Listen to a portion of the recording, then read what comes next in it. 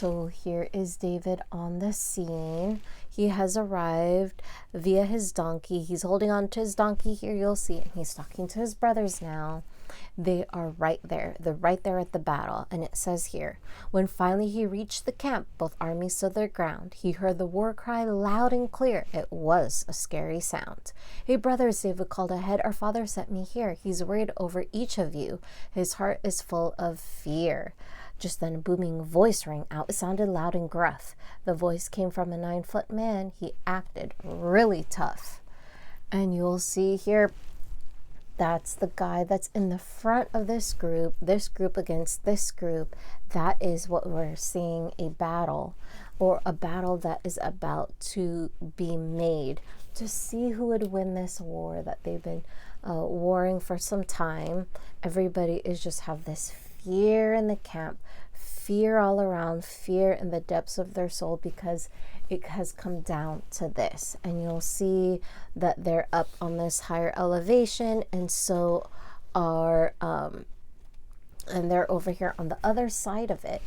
So we'll see what happens. It says Goliath was this giant's name. He mocked each Israelite. He challenged every one of them to come on out and fight. Young David watched the Philistine. He listened to his words. Whoever tries to conquer me, I'll feed him to the birds. His words made David really mad. He longed to fight the man. I'll beat that giant, David thought. With God, I know I can.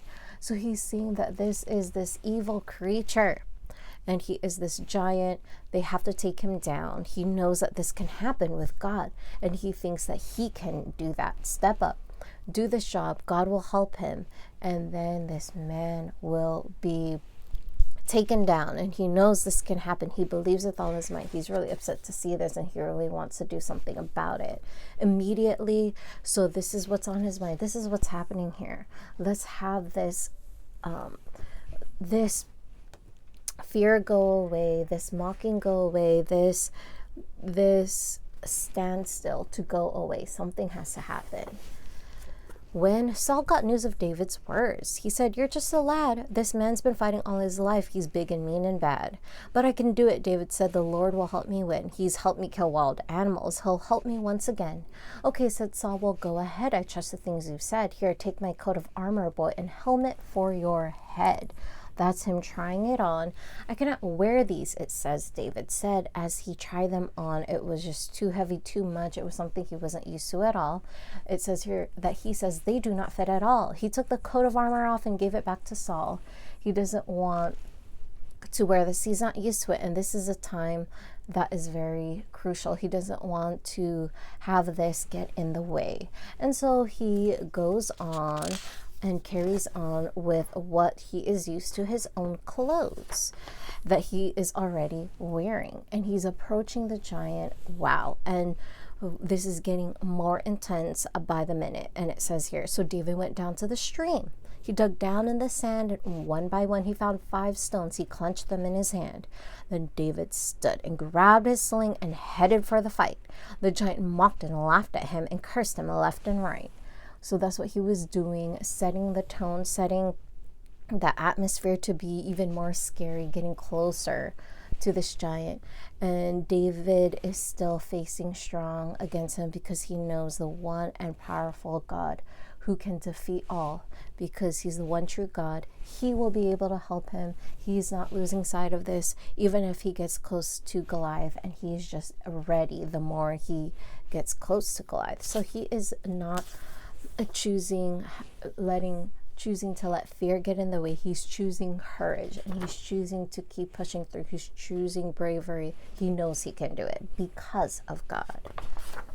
"You come at me with sword and spear," said David to the man, "but I come in the name of God." Then all at once he ran. He charged right at the Philistine. The giant charged right back. Then David flung a little stone and started his attack.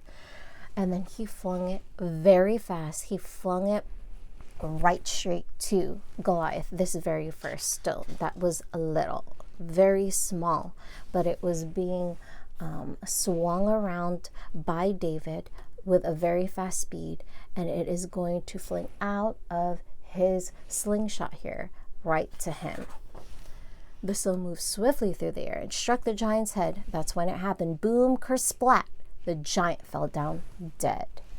The Philistines were very scared. They all began to run. With sling and stone and God's great hand, the battle had been won. So everybody was running on the side of the Philistines because they couldn't believe their eyes, and they immediately ran away. They knew that this was going to be much more scary than they thought. They were ready for it, perhaps. They were shocked. And it says here, the battle had been won by David here. Because of God, the Israelites had won. Though David wasn't very old, God knew what he could do. God used him in a mighty way, and God will use you too. Don't you forget. Don't you not think that this is a possibility at all. Don't think that, because it is a possibility. God can use you for whatever situation may be. He has prepared you, he has equipped you, and he will help you get through this battle and the next and the next. And the war ultimately will be won by God himself. So why are we gonna worry so much? Why are we gonna even choose to worry or be scared? This is God we're talking about. Let's stay on the side of God and we will win. The parents' note from the editor: the story of David and Goliath is one of the best known Bible stories to children. It celebrates success for the little guy and hope for those who are threatened by an enemy, but really any enemy. We love stories like this idea of standing up to a bully inspires courage. We face giants every day, terrifying larger-than-life giants such as war and oppression and cancer, as well as those that don't look that much bigger than we are, like a late car payment or difficulties at work. But the most threatening giant in every life is sin. Sin mocks us and laughs at us. It slings arrows of accusations until we want to run and hide. We are like those Israelite soldiers cowering hopelessly as sin and Satan wage war with us. We are also like King Saul, taking up shields and swords of our own, making an attempt to fight sin on our own. Ultimately, we are saved not by anything we do, but by one man who did battle for us, Jesus Christ. There are many layers and many lessons in this Bible story, but the one that is most important for your child now is that it is God's power that arms us with all we need to face the giants in our lives. With faith in the Word of God and wrapped in the robe of Christ's righteousness, we can be sure that Jesus has defeated sin and we need not fear it. When you read this book with your child, talk about the things that scare him or tempt him. Perhaps there's a bully at school or a behavior to change. Just like David, we can be confident that Jesus is our ultimate source of strength in all things. Faith in him and his power will strengthen us to confront those giants, no matter what they are. Great reminder of not worrying and not thinking that God won't have the victory, because he will. He's going to help us. He's going to strengthen us. God will show us that he is the one that is the most powerful.